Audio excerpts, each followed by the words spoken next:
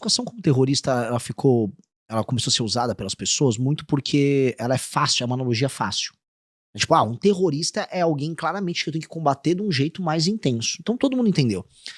A ideia do direito penal do inimigo que a gente defende é basicamente isso, só que o conceito não é classificar como terrorista.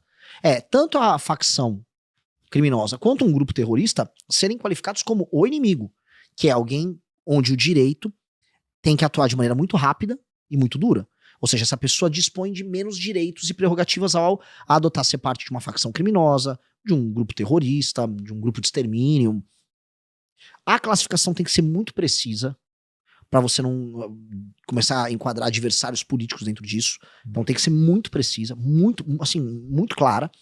E aí, com base nisso, você cria uma categoria especial em que as forças de investigação e as forças policiais terão meios de agir de maneira muito enfática nos estados e municípios. E a lei que passou agora, recentemente, ela já vai se encaminhando para isso. A gente tem já alguns avanços. Agora, a gente tem um problema prático, que é, a aplicação disso nos estados com os governadores, porque eu vou dar um exemplo, talvez um governador, o Kim ganhou aqui em São Paulo, ele vai querer fazer isso. Agora, o governador do Ceará, do PT, quer fazer isso? O governador lá da Bahia quer fazer isso? Eles não querem nada. Eu tive lá no Ceará, o Comando Vermelho não é que ele tá ganhando grandes batalhas, ele tá ganhando por WO. E não é que a polícia não quer fazer, é que o governador não mobiliza a polícia pra pegar o Comando Vermelho. Tem uma preguiça ou uma leniência, um acordo, eu não sei exatamente a razão, tem que tomar cuidado que ele ganha sempre na justiça contra mim, mas factualmente o Comando Vermelho cresceu muito no Ceará. Então talvez, mesmo com essa legislação, o governador se ausente. E aí tem que entrar a postura do presidente da República, que é, e eu estou avisando, todos os locais tomados pelo crime organizado, nós temos que colocar eles em estado de defesa. Isso não é uma opinião minha, não estou tirando a palavra da cabeça, isso é previsto na Constituição. E, por exemplo, membros do BOP, policiais do BOP, vários já falaram sobre isso. Olha, para você conseguir entrar na casa de uma pessoa em que o bandido se esconde numa favela, você precisa de um mandado, mesmo com a GLO.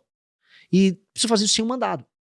Com o estado de defesa você pode. Então você coloca só aquela região, só aquele bairro, aquela favela ou aquela cidade no estado de defesa.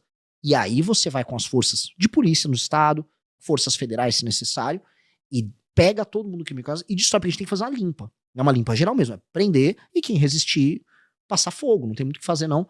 E matar quem precisa matar ali e acabou. Você elimina aqueles espaços, reconquista territorialmente aquilo, passa paralelamente uma nova legislação penal, aí não para os de exceção, para os inimigos, mas para a população em geral. Por exemplo, se eu roubei um celular, mas não sou um faccionado, o Kim já conseguiu passar o aumento de pena, mas tem que aumentar mais. Um crime à mão armada não pode ter progressão de pena, e um cara que te assaltou no meio da rua com uma arma, ele tem que pegar 20 anos de cana, sem progressão.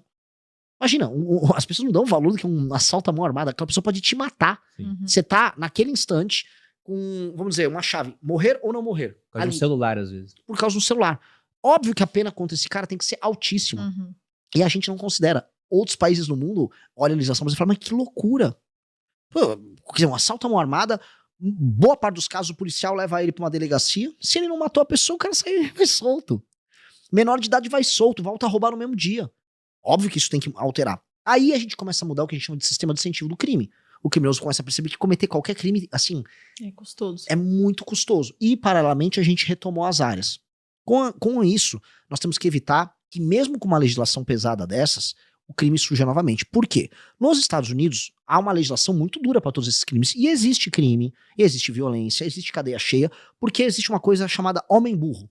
O homem burro, em geral, sem a presença paterna, ele toma decisões por impulso. Ele não faz esse cálculo econômico, né? Não de benefício e malefício. Porque se fosse só a lei e ordem, polícia, inteligência, não haveria mais crime. Em alguns lugares tem. Nos Estados Unidos é um exemplo disso, tem muito. A pessoa, você vai fazer um assalto à mão armada, cara, você vai ficar preso pro resto da tua vida. O cara é um idiota, o cara vai lá e comete. E aí, cara, a gente tem que evitar dessa pessoa ser cooptada pelo crime. Aí qual é o papel do Estado? Aí é o que a gente chama de desfavelização.